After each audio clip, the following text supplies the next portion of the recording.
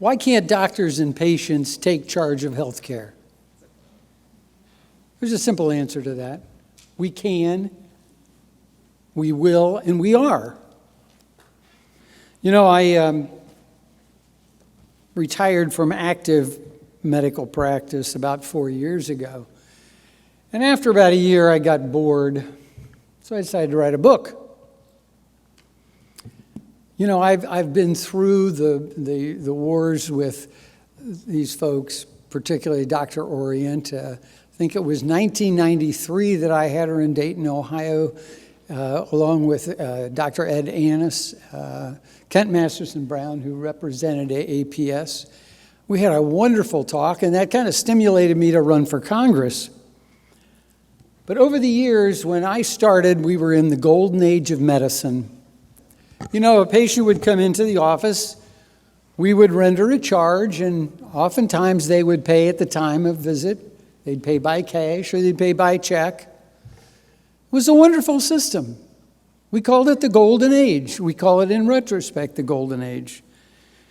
But over the years, that's deteriorated. And you know, there are things that we look at in medicine as we were trained, as we were educated, the things that we've lost. The art of medicine, the rich traditions of medicine, science, literature, and history, the sensitivity to know what our patients are going through, and the compassion to reach out to them based on Judeo-Christian principles and the Hippocratic ethic. You know, I found a quote in the literature of something that my cousin gave me, actually, my cousin who did the artwork for the book. She gave me a book named On Doctoring, and I found a poem from a poet that I had respected, Dylan Thomas. You may have heard of him. And his famous poem is, Do not go gentle into that good night. Old age should burn and rake at close of day. Race, race against the dying of the light. Those wise men, at their end, no dark is right. Well, colleagues, as doctors, we are not going to let that light die. And what's happening today, this week, this month, this year, what has been happening, I think should give us all hope. And that is the nature of my book, actually. Well, my book goes into who is responsible for all this. So for about the first 8 chapters, I talk about those who are mainly responsible, those that we can look at as those who have taken away our ability to practice medicine. And I call them the Big Four. Big insurance. Big insurance, let me talk about a little bit, I'm not going to go into it, but Medicaid. In the state of Ohio, Medicaid is now over 50% of the budget, of the state budget. And of that 50%, 51%, 50% goes to the Medicaid HMOs. One of them, the largest in the state, located in my hometown, Dayton, Ohio, was fined $26 million on revenue of $2.4 billion. $2.4 billion. And their CEO made about $5 million as a bonus this 1 year. We also look at big hospital. The local empire around us, of course, makes all their money, and they put it into building new buildings. So as a result, now we have 3 hospitals. One was bought out, a private hospital, religious hospital, that was closed so they could build another hospital in a higher paying area. It is assumed now that they have about $2 billion just sitting in the bank in investments basically overseas. That's big hospital. Big government, of course, as you've heard throughout the day, healthcare spending is now reckoned to be around 70% of the deficit. Improper payments, $140 billion, or 12% of the total Medicaid budget. That's unacceptable. But I want to talk about some positive things. I want to talk about a colleague and a very good friend of mine, a retired surgeon, general surgeon and vascular surgeon. One night he was called to the emergency room, and there was a patient who was dissecting his aneurysm. As he went in, the aneurysm ruptured. He stood in the emergency room, opened the abdomen, put his hand on the aorta until he could get the gurney of the patient up to the OR. And going into the OR, he had to wait. He yelled at the OR nurse, the nurse in charge, but he saved that man's life. But now, would he be called a disruptive physician just because in order to save this man's life, he had to yell at the staff? Another, we have lots of stories as physicians, don't we? I now work in a free clinic part-time. It's a wonderful situation. We see patients from all over the world. I had a patient come in one day who couldn't speak English, and he had his son and his daughter with him. And I said, "Oh, where are you from?" Addressing to him, the son answered, and he said, "Uzbekistan." And the father was sitting there and could understand some English, said, "But I am Turk," in a very loud voice. So we knew that he was a very proud Turk from Uzbekistan. But his blood sugar was very, very high. It was around 350, 360. He didn't know it before he came into the clinic, but he had been feeling tired, obviously. And I told him after we had some discussion and after I examined him, I said, it's very unlikely that I can give you any oral medications that are going to bring your blood sugar down. I'm concerned about you, that you may end up in the hospital or you may end up worse. So I said, you're going to need insulin. He understood what I said. He couldn't speak the language, but he could understand. And he motioned to his son and said, I can't do that. He was a truck driver, and if he drove a truck, especially over the road, interstate, he would lose his license. And he said, I have a daughter to support. I can't do that. So I said to him, well, there is a drug that we can try. I'm not sure that it's going to take care of it, but it's a newer drug. It's been around for a while, but I think it might help, but I'm going to have to follow you very closely. It's called a GLP-1 agonist. Most of you use it in your practice. But I said to him after we had shown him how to do it, we gave him the injection there in the office, and I said, on closing, I said, I will see you back in 1 week, because I wanted to follow him closely. I wasn't sure that was going to work. And he piped up with 2 words, Galanjuma. And I repeated, Galanjuma. Immediately, the bond between us was established. That's what we do as doctors. Do our government overseers, the insurance companies, the hospitals realize it? Do they realize what we're losing in medicine and why we need to fight so hard to keep going the way we're going in terms of keeping our independence and our freedoms to practice as doctors? Well, I wanted to go over a few things in the book, if you'll bear with me here. One of my favorites, and I should have had a slide about it, but it was in the original, and many of you who have been around for a while have heard this before in previous talks. But it was in the original Medicare legislation that followed the King-Anderson bill. And it says, nothing in this title shall be construed to authorize any federal officer or employee to exercise any supervision or control over the practice of medicine or the manner in which medical services are provided or over the selection, tenure, or compensation of any officer or employee or any institution, agency, or person providing health care services. You know, we talk about Obama lies. This is a lie.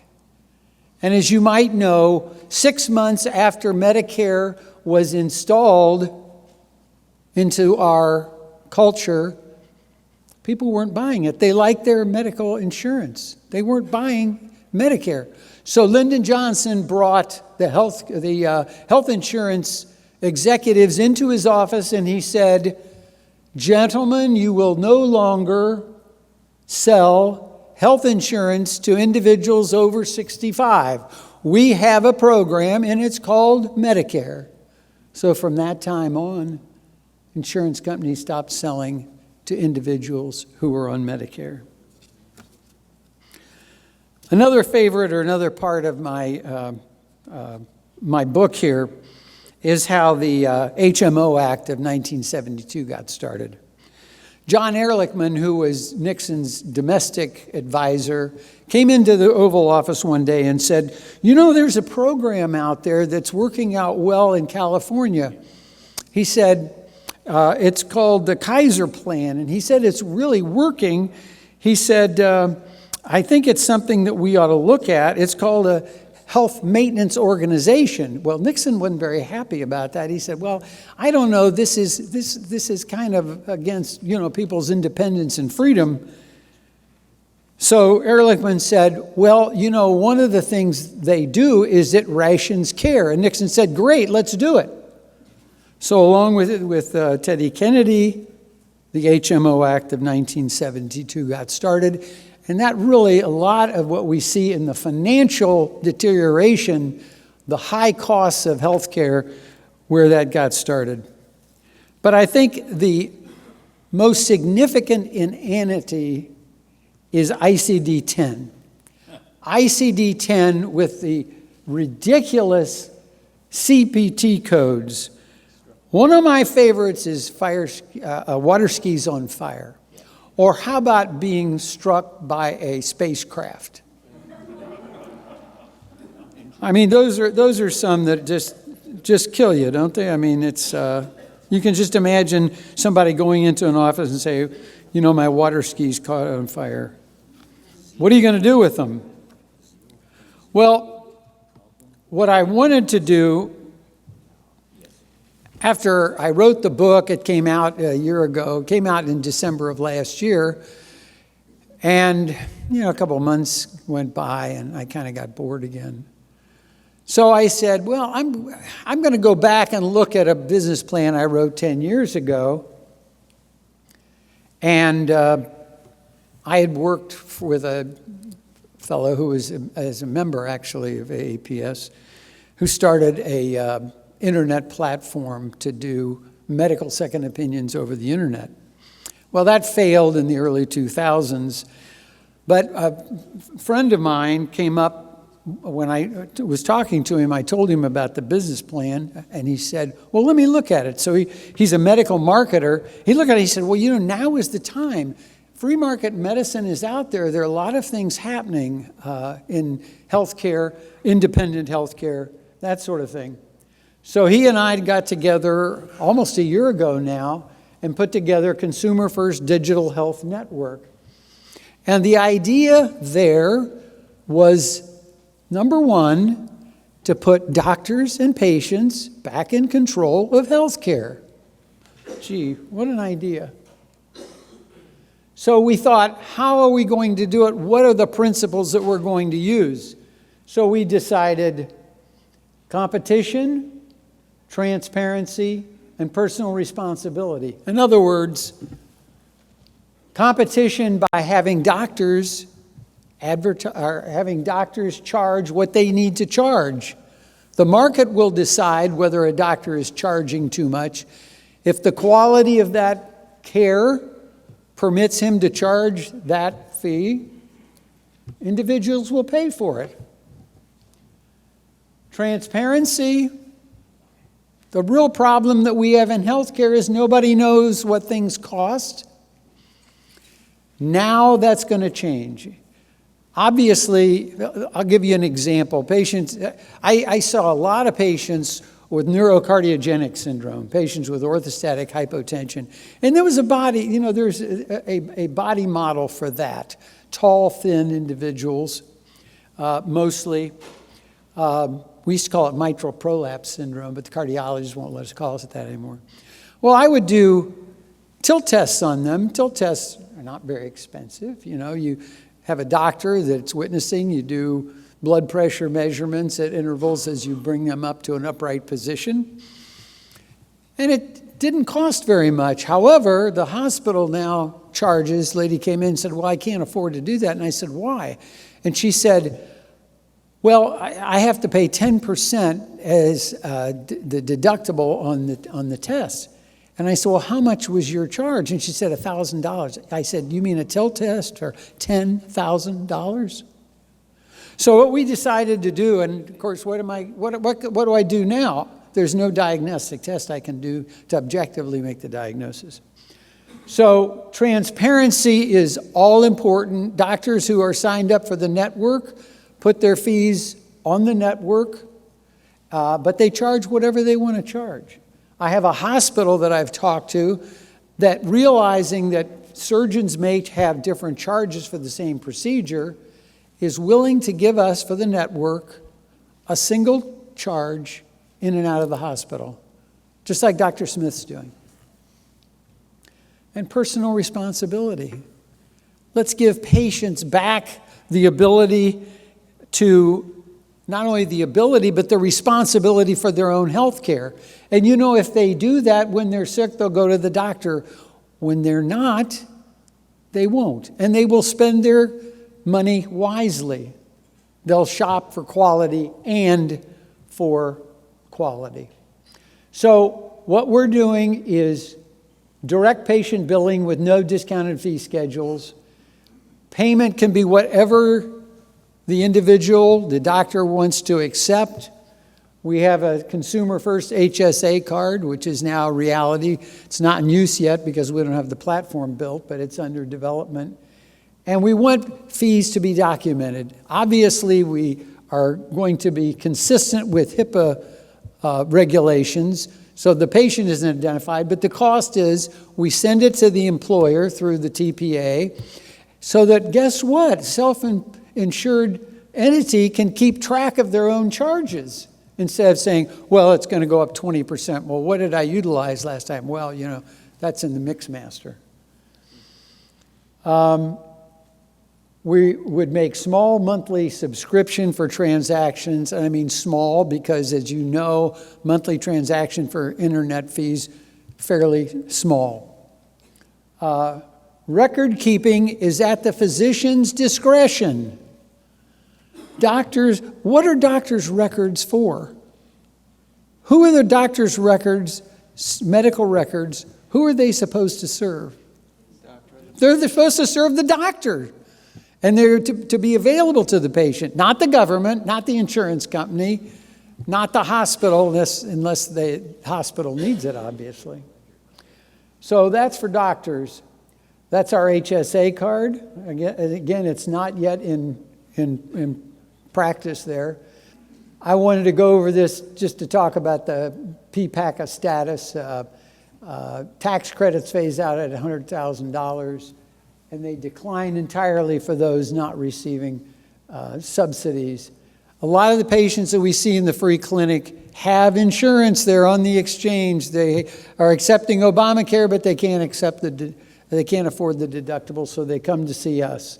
Unsubsidized enrollments dropped 70% in 7 states, and now the uninsured is higher than it was before 2010. Remember the 30 million uninsured? These are the presidential directives that are right in our target line. Promoting healthcare choice, enlarging risk pools, reinvigorating consumer-driven health plans, HSAs. We believe in that. A patient shouldn't have a deductible, they should have a savings account. So what we're also encouraging is direct primary care and direct patient care. Doctors who do procedures in their office are the experts at interpreting and doing those procedures. They should be allowed to do them. And that's what we're encouraging. Direct patient care is something that we highly encourage, and we're looking for those specialists to do. For employers, what we want to encourage, and we want to get together, I've been talking to several employers, and I got to be careful because I'm not an insurance broker, because you have to be licensed to do that. But we talk to them about doing this. We have an oncology group who does in-office chemotherapy at 1/3 of the cost of most hospital programs. So we can see it's going to save costs, and they have terrific quality measures that are published.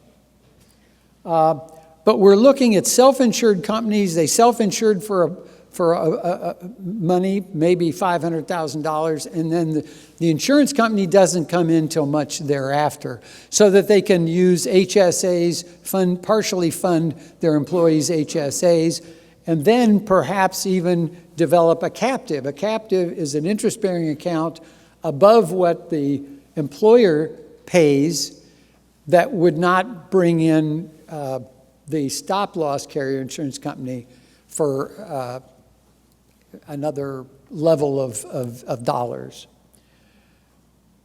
So the reason we want to report the utilization costs are we want to get those back to the employers so that we can say, here's what it cost last year.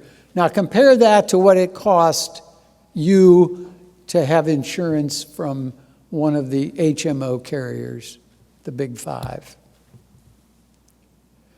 This is our network. What we would eventually like it to be is the medical marketplace. So we would entertain people like our sharing gentleman outside who has